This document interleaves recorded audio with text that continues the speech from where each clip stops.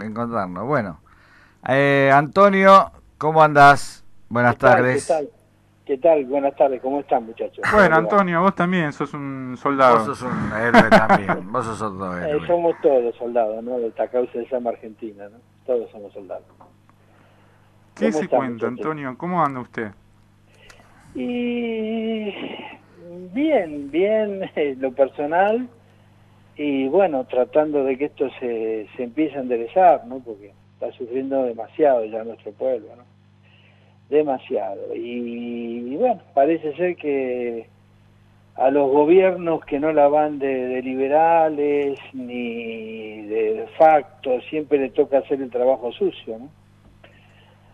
En fin, yo creo que el acuerdo con el Fondo Monetario es cuestión de tiempo, nada más. Espero que sea con el menor costo social posible y que realmente después que se hagan los deberes macroeconómicos empiece a fluir, aunque sea por cuentagotas, las inversiones productivas y terminemos con esta timba cambiaria y financiera, ¿no? Porque ya más de este nivel de pobreza ya me parece que la sociedad argentina no lo puede tolerar, ¿no? Así que espero que si se le pide un sacrificio todavía mayor dentro de esta pandemia a la clase pasiva y a los jubilados o al sector público, bueno, sea productivo, no sea para algo, ¿no? Porque la verdad que la gente me parece que ya está al límite, ¿no? Me parece que ya está al límite. Hay, Así hay, hay que, mucha gente que está muy mal, ¿eh? y sí, Luis, sí, a ver, la catástrofe de Macri, no estaba en condiciones de recibir encima un tsunami como este. Es algo totalmente desquiciante esto, o sea, Macri, recordemos que había endeudado el país 1000% más que el último proceso militar.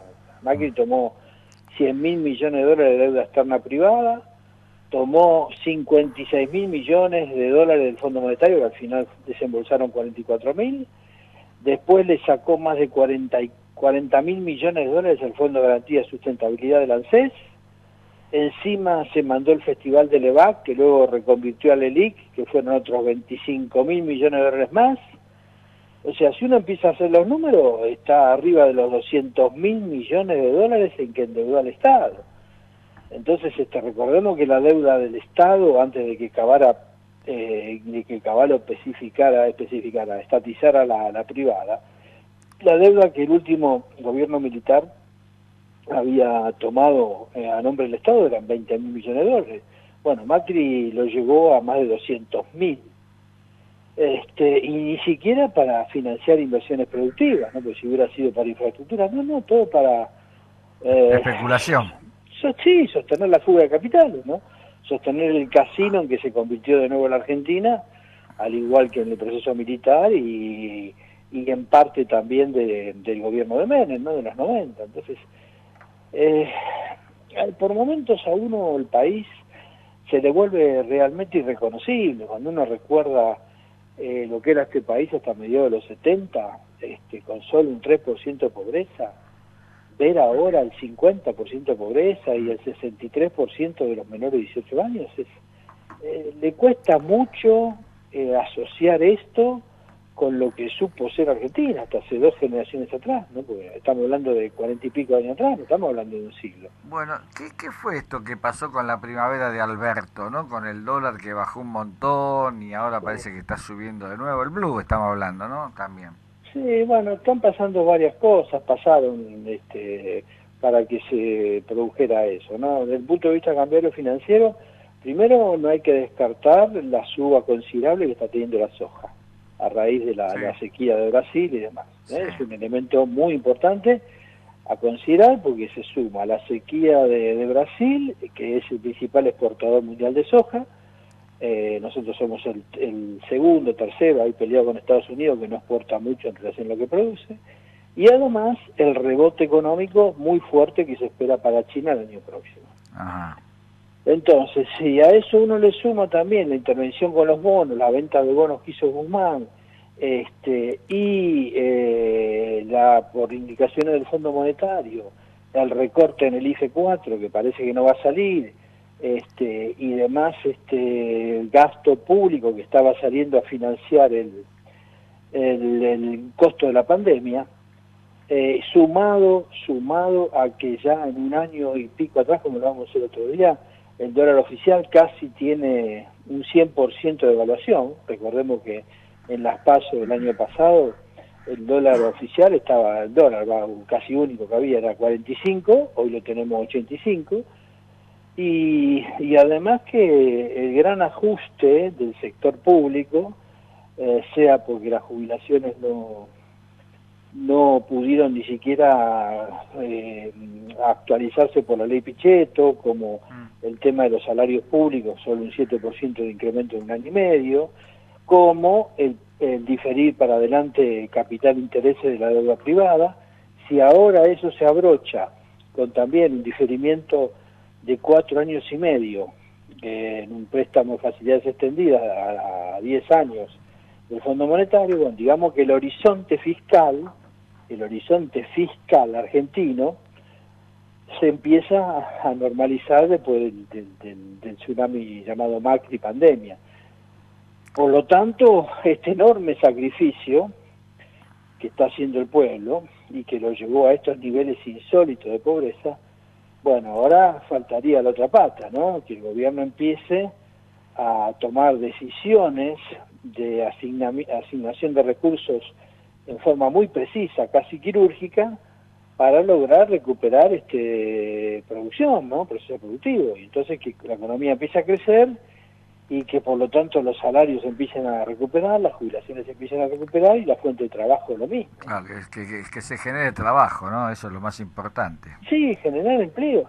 Ahora, para eso también es muy importante Cancillería negociando mercado, ¿no? Y valor agregado, porque el mercado interno argentino, con un 50% de pobreza y los salarios en dólares al nivel que cayeron, va a ser muy difícil que el motor de la economía argentina vuelva a ser en el corto plazo el mercado interno, como supo ser responsable del 70% prácticamente del PBI argentino. Entonces, sabiendo que el mercado interno está destruido, el salario en dólares está por el piso, el conocimiento y la habilidad realmente y la imaginación además que tenga el canciller o la Cancillería son decisivos, y ahí es donde está, me parece, uno de los inconvenientes, uno de los problemas, ¿no? Porque que el ingeniero agrónomo que es Felipe Solaco, las mejores intenciones que pueda llegar a tener, lo que conoce es productos primarios, o sea, no estamos hablando de una gran incorporación de valor agregado. Y para generar empleo, más que exportar productos primarios, que es lo que por supuesto en general pretende tanto China como Estados Unidos, y ni que hablar si, como parece que reveló en vía el acuerdo de libre comercio con la Unión Europea a ser ratificado por el Parlamento, no es lo ideal para recuperar poder adquisitivo internacional de los salarios argentinos y fuente de trabajo. ¿Me explico? Sí, sí. Y respecto a las elecciones, ¿cómo ves el panorama político? Bueno, hoy por hoy, ¿dónde estamos parados? Bueno, a mí me da la impresión... Oficialismo, oposición... Bueno, Macri ya lo dicen sus propios ex socios, ¿no? Macri, la propia Lilita Carrizosa, le decía que era un cadáver, ¿no? Que ya fue. Él no se resiste, quiere seguir mediáticamente demostrando que está vivo, pero bueno, las encuestas dicen que está muerto.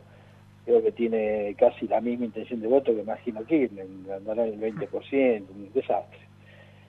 Entonces, me parece que pasa por ahí la cosa, y en la reconversión de la oposición, o sea, lo que se diría Cambiemos, a los gobernadores, en general peronistas, no les interesa demasiado, porque una paso le ordenaría la interna a la oposición, cosa que hoy no está para nada ordenada. ¿Quién es el que lidera la oposición? No se sabe. ¿Quién es? Macri, Bullrich, Larreta, Vidal, el radicalismo, o sea, esa confusión que produjo la derrota, a nadie le interesa, supongo que de los oficialismos, a que se pueda reorganizar a partir de revalidar liderazgos en una PASO. Y por otra parte, hay que ver también hasta qué punto a determinados territorios le interesa que haya PASO para dirimir liderazgos y disputar territorios en la interna, por ejemplo, la provincia de Buenos Aires. En la provincia de Buenos Aires hay un montón de mini gobernadores, ¿no? Como que hace... Sí, la provincia... Sí, claro, los mini gobernadores, como dice el Turco así, que son los intendentes, pero bueno, yo no sé si todos fueron muy recompensados en función del esfuerzo que hicieron para coronar a Kicillof como gobernador el año pasado. Las informaciones que uno tiene más bien dicen lo contrario. Y a muchos se les termina el mandato ya. Por eso, entonces el presidente de la Nación salió en contra de lo que le interesaría a la Cámpora, por ejemplo, que siempre le interesa seguir expandiéndose y colocando gente de ellos, sea como sea, que la foto del presidente de la Nación ha salido a ratificar a los intendentes y cuestionar, al menos desde el punto de vista semiótico, el tema de la revalidación, de la renovación de los cargos, y estamos entrando ya a un conflicto en ciernes. Entonces yo no sé, yo lo que veo es que la Cámpora no termina de hacer amigos, o sea, la CGT ya le tuvo que decir Carlos Acuña públicamente a Máximo que quién era él para opinar si no había trabajado en su vida. Por otra parte, hace unos días atrás fue público también el enfrentamiento que hubo en la legislatura de Tigre, de la Cámpora, con uno de los movimientos sociales más representativos. Sí. Bueno, entonces, me da la impresión que en el conurbano bonaerense va a haber disputa de territorio, ¿no? Y creo que la intención de que Bernie presida el PJ a instancias, no sé si de Cristina, de Máximo, de los dos, tiene que ver con eso, ¿no? Si no hay paso, el que tiene el control del sello partidario, bueno, se presume que puede atraer mucho más votos por el control del sello y la simbología peronista que podría llegar a dilucidarse en la interna del Frente de Todos. Si no hay paso en el Frente de Todos y cada cual tiene que ir por su lado, bueno, obviamente que el control del sello adquiere otro valor, ¿se entiende? Sí, sí. Bueno, políticamente vos sabés que si te quedás quieto te pasan por arriba, así que esto políticamente, comercialmente, militarmente, viste, siempre se disputan los espacios de poder. Sí, por eso, entonces me da la impresión que sí, hay no veo claro que a mucha gente le esté conviniendo que haya paso, no lo veo claro. Y si además se argumenta que es verdad el costo que tendría una de las pasos, el costo que podría tener con la pandemia y con cómo están las arcas fiscales, no es para menos, no es para menos. Así que yo estoy viendo esos movimientos de cara al año que viene. No estoy seguro que haya paso a nivel nacional. No veo demasiados interesados más allá de la oposición en que lo haya.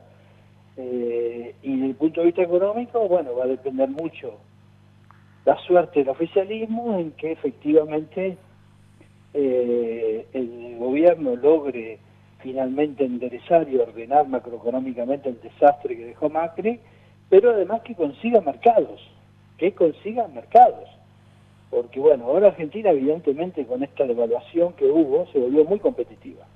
De hecho, ¿sabés lo que decía, no? Y Antonio, sí. Es un escenario hipotético más que probable, el cual yo creo que va a suceder.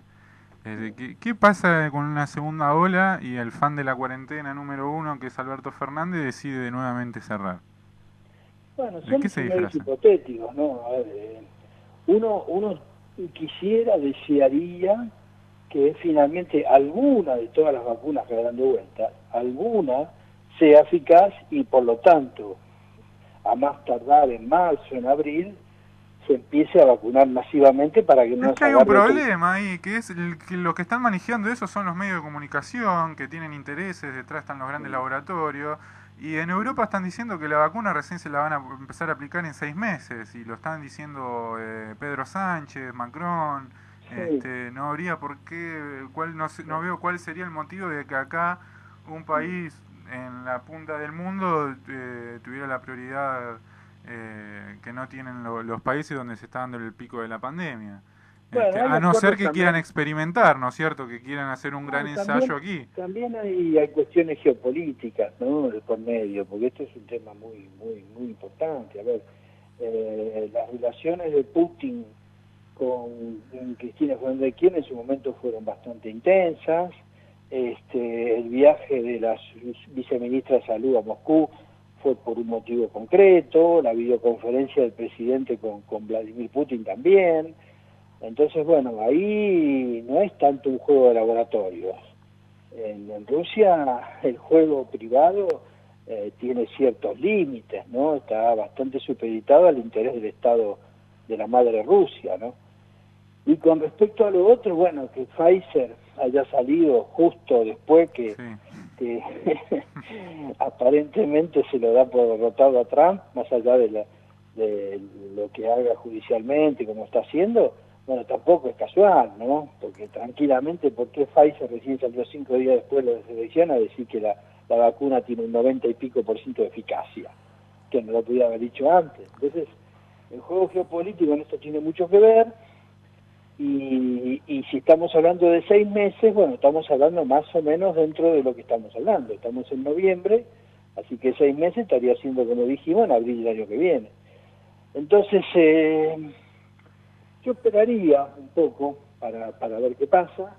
Evidentemente Europa no pudo evitarlo, a Europa lo agarró la segunda ola, pero bueno, por ahí, si se cumplen solo 6 meses, nosotros sí lo podemos evitar. ¿Y Lo cual sería... cómo podemos saber si es cierto los números que cantan, que hablan? Porque también hablan de que por ahí son confinamientos, no cierran una ciudad, pero la gente puede salir dentro de la misma ciudad, ¿no? Yo creo, mira, Luis, que esto es un fenómeno totalmente nuevo. La humanidad no estaba preparada para esto. Eh, Lo más parecido, si se puede decir, que hubo a esto fue la gripe española hace más de un siglo atrás, en 1918, y no había prácticamente no había vuelos internacionales, o sea, la velocidad de propagación del virus era muy limitada, los vuelos eran experimentales, más allá de la Primera Guerra Mundial.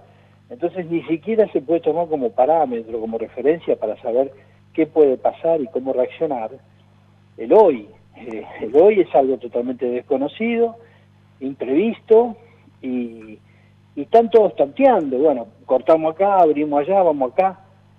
Y es muy difícil porque el ser humano tiende a ser gregario. Y como el 85% de los fallecidos son gente de la tercera edad, de 65 años para arriba, los jóvenes es muy difícil poderlos controlar. Uno puede controlar un tiempo, perfecto, pero después, viendo que no se mueren, que si se mueren es de casualidad o porque tienen alguna comorbilidad, y viene el verano, y solamente se tiene 20 años una vez en la vida, y se tratan de evadir de su realidad y toman más alcohol del que deben, y por lo tanto pierden el distanciamiento social. ¿Cómo haces para evitar que después esa juventud interactúe con sí los grupos de riesgo? Así que lo que está pasando en Europa es algo bastante humano, bastante lógico. pero yo, viste, como dice acá Cristian y como decimos en el programa, también es fogoneado por los medios, viste, que tienen sus Sí, sí, intereses bueno. para que vos te quedes en tu casa y te venden propaganda, te venden dentífrico, la crema de enjuague, te venden... entonces también es cierto eso. Sí, bueno, los Nosotros medios... tenemos 37.000 muertos, ¿no? Es decir, con Sí, el respeto que siempre se tiene por los muertos, eso ya lo sabemos. sí, Es sí. decir, ¿y cuántos murieron de gripe el año pasado? Aparte, ¿qué certeza de información tenemos, no? Ponerle que sea cierta, pero bueno. Bueno, ¿Y cuántos a ver, yo virus? creo que esto lo que sirvió para probar, Luis, es que si hicimos la cuarentena nosotros más larga del mundo, y así todo, estamos entre los 5 países con más contagio por millón de habitantes y muertos por ahí, está probando la profunda indisciplina, la profunda casi anomia de la sociedad argentina.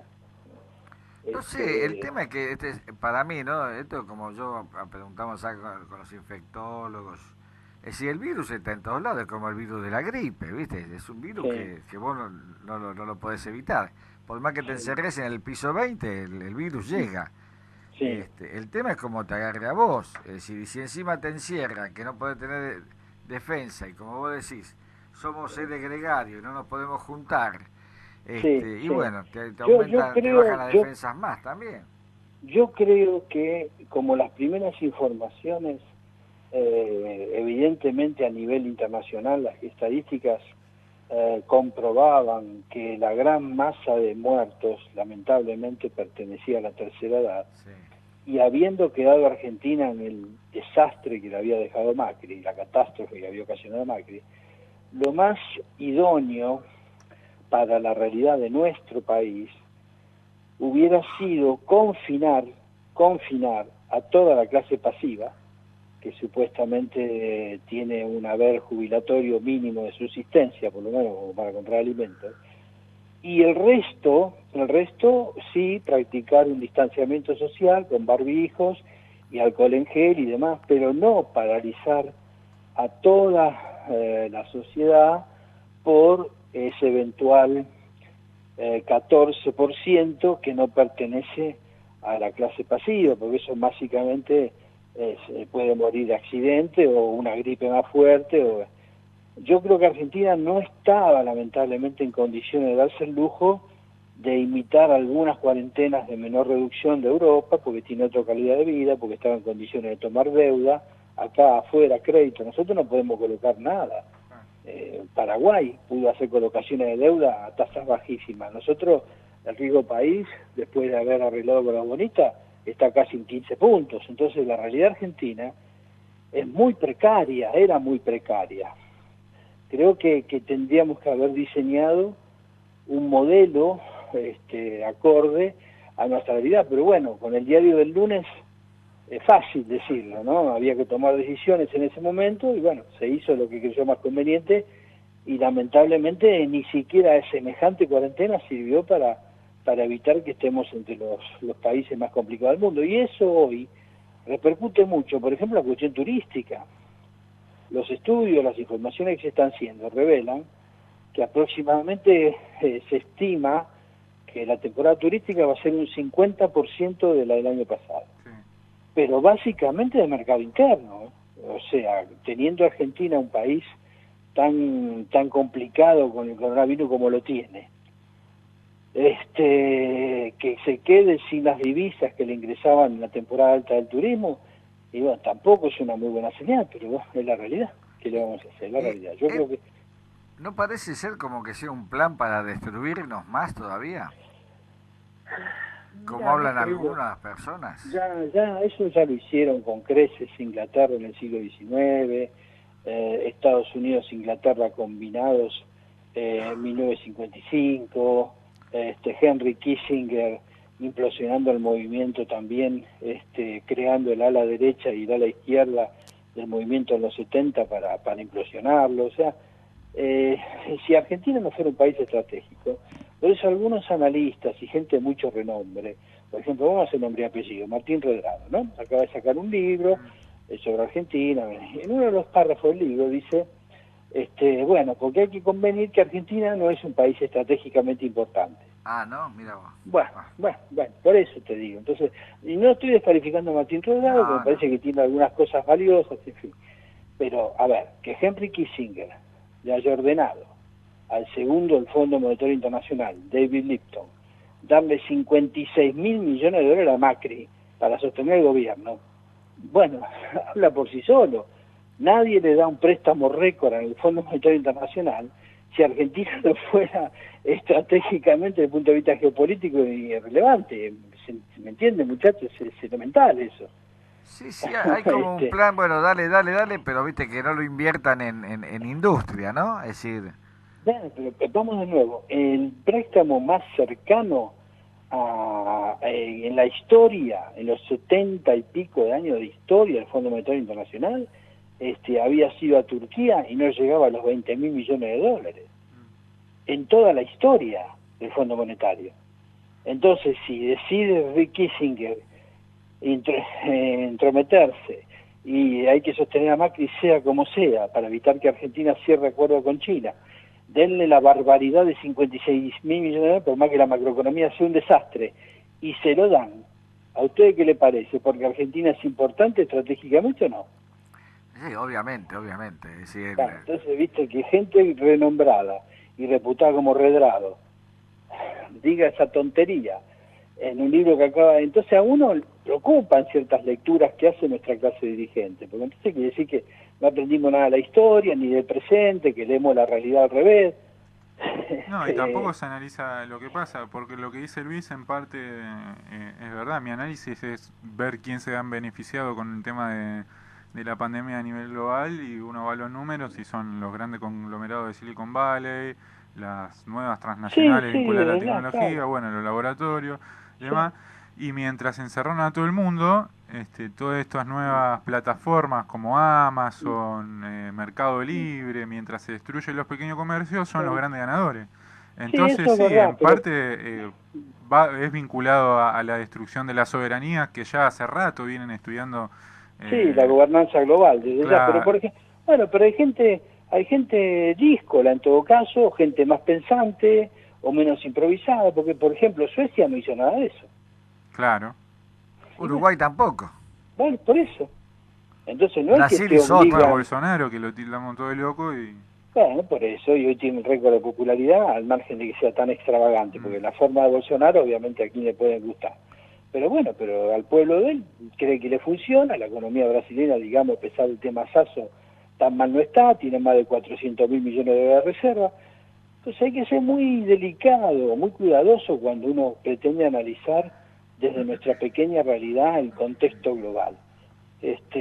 Hay decisiones que a veces son acertadas y a veces no, pero que la clase dirigente, en esta necesidad imperiosa de tener un correcto diagnóstico, diga semejante tontería que Argentina no es un país estratégico. A ver, ¿ustedes en qué otro momento de la historia recuerdan que unas fuerzas armadas de su propia nación hayan levantado un día 50 aviones y hayan ametrallado y tirado bombas a su propio pueblo sin motivo alguno? En Irak. No, bueno, en Irak no fue, las fuerzas fueron una guerra civil que había ahí. Bueno, por eso. Y aparte el petróleo por medio. Bueno, entonces si Argentina no era estratégica, ¿por qué hicieron eso? Sí. Entonces, no, escúchame, es estratégico, es decir, Bolivia... Vamos más lejos todavía, porque el barón de Mauá envió al marqués de Paraná a sobornar a Urquiza con 30.000 libras esterlinas para que traicionara a Rosas y lo enfrentara en Caseros. Sí. Cosa que está informada por el encargado de negocios británico, Gore, en el Foreign Office, en el archivo del Foreign Office. Bueno, vos sabés la influencia de Inglaterra en la independencia de nosotros. Sí, por supuesto. Bueno, entonces, por eso, que livianamente, gente que supuestamente se dice seria y que escribe libros y va a los medios de televisión, como ustedes dicen, y hace exposiciones, después de toda la historia geopolítica argentina, Caseros, Pavón, el 55... esto de Kissinger dándole 56.000 millones de dólares al mamarracho de Macri, que todavía tengamos que escuchar a esta altura que Argentina no es estratégicamente relevante. Bueno, entonces tenemos un grave problema en la dirigencia, porque al pueblo pobrecito le aumenta la culpa. Tenemos un grave problema en la inteligencia, que no está a la altura general de las circunstancias. Bueno, así que lo que yo más espero es que para que nuestro pueblo deje de sufrir, realmente empieza a iluminarse nuestra dirigencia, empieza a darme clavo, porque ya está el límite, no da para más esto. Así que espero que si Guzmán pide este último esfuerzo, este último sacrificio, ajustando lo que le pide el fondo para cerrar lo único que nos falta con el fondo y poder diferir los vencimientos y tener un desahogo desde el punto de vista del frente externo, bueno, realmente sea para empalmarlo con un plan de desarrollo productivo, que atienda bien los mercados estratégicos del exterior, que haga las alianzas necesarias, porque si no va a ser otro esfuerzo desaprovechado y ya nuestro pueblo no da más, no da más. Yo lo que veo que a veces, como, viste, que no se invierte no sé, en empresas, ¿no? Por lo menos, no sé, uno no lo ve acá. Y se sigue construyendo, ¿no? Y se construye, se hacen edificios y más edificios. ¿De dónde sale toda esa plata? Bueno, eso sabemos, o sea, hay que siempre para eso tenemos una UFI, unidad de información financiera, ¿no? Sabemos que el lavado es una cosa global, mundial. Ajá. Pero bueno, en fin, por lo menos da trabajo, estamos ya en un nivel que no podemos pretender exigir mucho más que eso, pero repito, tenemos que reaccionar, ya no podemos seguir cayendo así, no podemos, tenemos que, ahora si se hace este tipo de esfuerzo macroeconómico, tiene que ser realmente para relanzar el país, desarrollar realmente el país, desarrollar, que no es lo mismo que crecer, hablo de desarrollar, que no es lo mismo que crecer. Crecer no implica distribución de ingresos, desarrollar sí, crecer implica mejora de la calidad de vida para la población. Desarrollar sí. A ver, si puedo ser más gráfico, haciendo un poco también de historia. A nosotros Inglaterra en su momento, todo como se resolvió nuestra guerra civil, lo que hablábamos recién de los sobornos Urquiza, Caseros y Pavón, perfecto. Sirvió para que Inglaterra, durante medio siglo, invirtiera una locura. La mitad de las inversiones extranjeras de Inglaterra en el medio siglo que va de 1863-64 hasta la Primera Guerra Mundial, 1914, fueron en Argentina. Argentina no formaba parte de la Commonwealth y, sin embargo, la mitad de las inversiones extranjeras en la época áurea del Imperio Británico fueron acá. ¿Para qué? Para comprar. Antonio, mira, sí. Disculpa, siempre con vos nos quedamos cortos. Tenemos que cortarte. Esta Muy la bueno. seguimos hablando la próxima, ¿no te enojás? No, ¿cómo me voy a enojar? Por favor. Dale, seguimos hablando de las inversiones británicas en otro momento. Dale, Antonio Domínguez, siempre un ilustrado. Gracias, Antonio. Gracias, Antonio. Al contrario, tú le. Un abrazo, un abrazo. Bueno, Luis, vamos a nuestro invitado de hoy. Tenemos en línea a un héroe de Malvinas, quien fue condecorado con la Cruz al Heroico Valor